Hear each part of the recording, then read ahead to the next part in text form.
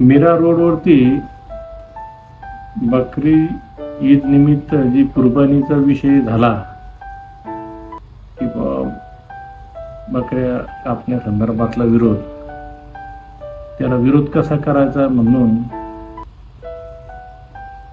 काही म्हणजे आता हिंदू लोकच म्हणा लागेल त्यासाठी त्या ठिकाणी एक डुक्कर नेलं.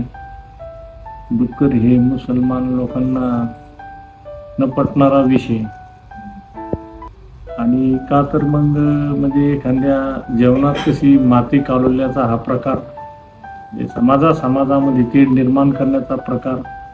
त्यांचा सण आहे बकरी ईद, कापू द्या खाऊ द्या ना, त्यांना काय फरक पडतोय. आपला सण आपल्या पद्धतीने साजरा करायचा, त्यांचा सण त्यांच्या पद्धतीने साजरा करायचा.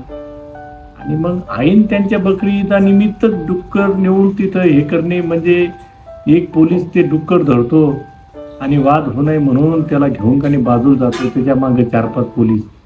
काय प्रशासनाची एकाने म्हणजे अशी खिल्ली उडवल्यासारखा प्रकार होतो. पोलीस लोकांना तर कुठल्या बाबतीत आब नाही राहिली, जिथे गेले तिथं काही त्यांचे बेहाल आहे. अशी सिस्टीम कशासाठी? आणि मग बकरी ईदलाच विरोध करण्यापेक्षा डायरेक्ट सरळ कायदाच करा ना, की मटण खाण्यावर बंदी करा, विषय संपला. ज्याला खायचे ते कोंबड्या बकऱ्या पाळतील, कुठतरी लपून शेतामध्ये खातील. असं करायला हे योग्य नाही. हे काही हिंदू संस्कृतीला शोभणारं कृत्य नाही. आपण भारत माझा देश आहे, सारे भारतीय माझे बांधव, हे तर विषय मी बोलणं म्हणजे मार खाणं आहे.